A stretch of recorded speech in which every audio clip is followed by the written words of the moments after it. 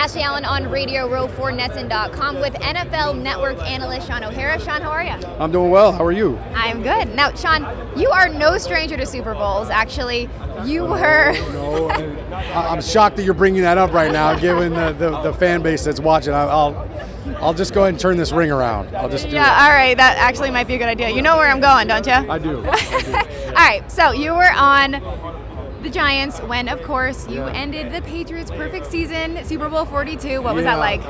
Well, I tell you, it was just an unbelievable game. Just I knew one way or another we were going to be part of history. Mm-hmm. You know, we were either going to be the team that lost to the Patriots and were part of the 19-0 season twice because they had beat us in Week 17, or we were going to be Goliath and or David and slay Goliath. So it was. It was a really surreal week leading up to it. It was a great game.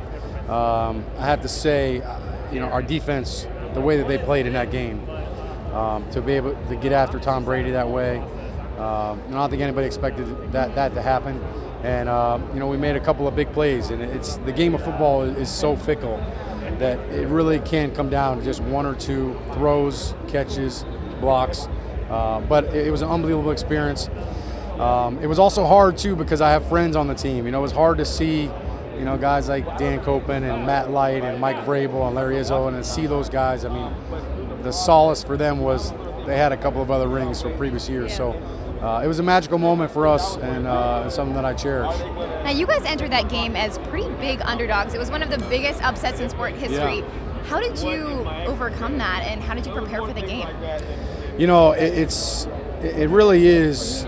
It's pretty remarkable just, how going into that game, our team felt like we were pretty loose, because nobody really expected us to win. So all the pressure was on the Patriots. And, I felt like that whole week, it just kind of built up and built up. We knew the monumental task at hand, but that also motivated us because all week long, all we heard was how good they are. How good is their defense? How good their offense? How are we ever going to keep up with them? And, at some point we just said, hey, we're pretty good too. We're here for a reason. And I think that mentality served us well.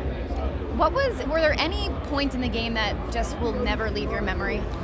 Well, the Tyree catch is big. But, there was a lot of other plays that happened that you're just like, wow, if that play doesn't happen. Eli threw the ball on the sideline. It was a throwaway, and it went right through Asante Samuel's hands.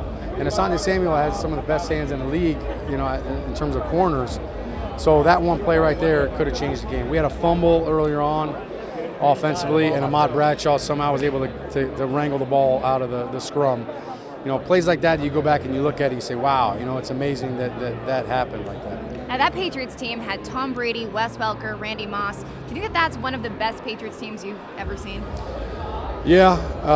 Certainly coming into that game, they were the number one scoring offense, and like I said, we faced them in Week 17, and we went toe-to-toe with them, and they were so battle-tested, week in and week out. Everybody was trying to knock them off. That last month of the season, everybody wanted to be the team to beat the Patriots, and yet they kept finding a way to win the game at the end. And, Tom Brady has continued to play really well even since then, and what he's been able to do really with not as many receivers as he had that year. He's been doing it with Gronk and with Edelman, but, that offense was pretty explosive, and it really, they could hurt you so many ways. And so that's why that game was even more special.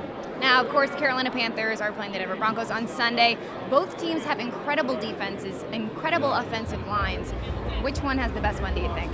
Well, I think the Panthers' offensive line is the best group in this game, and they're very physical.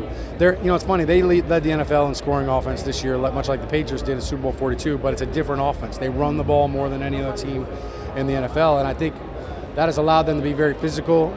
It's allowed them to take care of the football a lot better. So the game is going to be won and lost with Denver's defense. Can they slow down Carolina?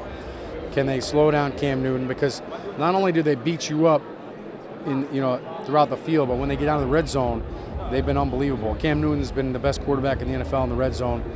He's thrown 26 touchdowns and 0 interceptions, so he's done a really good job. Now, these two quarterbacks couldn't be more different. Cam is very dynamic. He can move in and out of the pocket very well. He's very strong. He rushes the ball a lot. And Peyton is more of a traditional, pass-first quarterback. Which one do you think has the edge? Well, I think Cam Newton, his ability to get out of bad plays with his legs is something that, we saw Peyton scramble for 12 yards in the championship game. I don't think we're going to see much of that in this game. Peyton doesn't want to run any further than he has to. But the thing that Peyton, and it's funny because now down here at the end of his career, it's almost like people hold it against him that he doesn't have a strong arm. And he led the NFL in touchdown passes 2 years ago. So his arm hasn't changed that much. So he could still make those throws. His mind is still so sharp. So Peyton is very dangerous in a different way. But I think for Cam Newton, the fact that they're not going to ask him to throw the ball 35 times, I think that kind of gives him the edge because he's such a physical guy. So since you've retired, you've been involved with the NFL Network. What are you doing on Sunday, and how can people watch? Yeah, the NFL Network, we've got, I think, 8 hours of live coverage leading up to the game. I'll be with Brian Billick, Coach Billick, at the stadium starting, I believe, 8 a.m. Pacific time. And we'll take you right up to kickoff, and we're just, giving you different aspects of the game and just, really breaking the game down from top to bottom. All right, well, guys, make sure to keep an eye out for my guy, Shaun. He's going to be wicked good. Wicked awesome.